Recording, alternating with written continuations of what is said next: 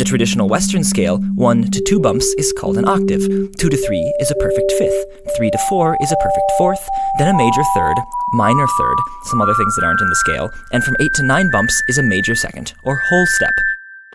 If you play a few of these notes together, you get the nice sound of perfect harmony, hence the name for this pattern of pitches, harmonics. In fact, a sound that matches one of the harmonics of a string can cause that string to start vibrating on its own with a resonant ringing sound. And a bugle playing taps uses only the notes in a single series of harmonics, which is part of why the melody of taps rings out so purely, and why you can play taps with the harmonics of a single guitar string.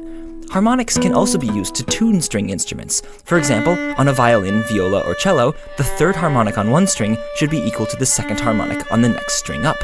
Bassists and guitarists can compare the fourth harmonic to the third harmonic on the next string up. But then we come to the piano, or historically the harpsichord or clavichord, but either way the problem is this. It has too many strings. There's a string for each of the 12 semitones of the Western scale, times 7. If you wanted to tune these strings using harmonics, you could, for example, try using whole steps. That is, you could compare the 9th harmonic on one key to the 8th harmonic 2 keys up, which works fine for the first few keys. But if you do it 6 times, you'll get to what's supposed to be the original note an octave up, which should have twice the frequency.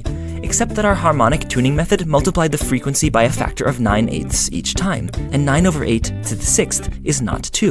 It's 2.0272865295541, etc. If you tried harmonically tuning a piano using major thirds instead, you'd multiply the frequency by 5/4 3 times, or 1.953125. Still not 2. Using fourths, you'd get 1.973, not 2. Fifths gives 2.027 again, and don't even try using half steps. You'll be off by almost 10%. And this is the problem. It's mathematically impossible to tune a piano consistently across all keys using perfect, beautiful harmonics. So we don't.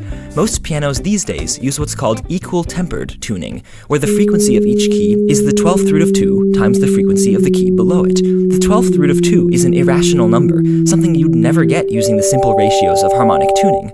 But its benefit is that once you go up 12 keys, you end up with exactly the 12th root of 2 to the 12th, or twice the frequency. A perfect octave.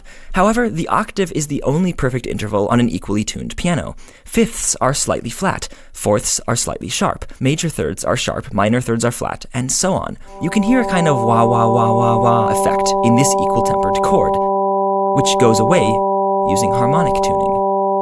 But if you tune an instrument using the 12th root of 2, as most pianos, digital tuners, and computer instruments are, you can play any song in any key, and they will all be equally and just slightly out of tune.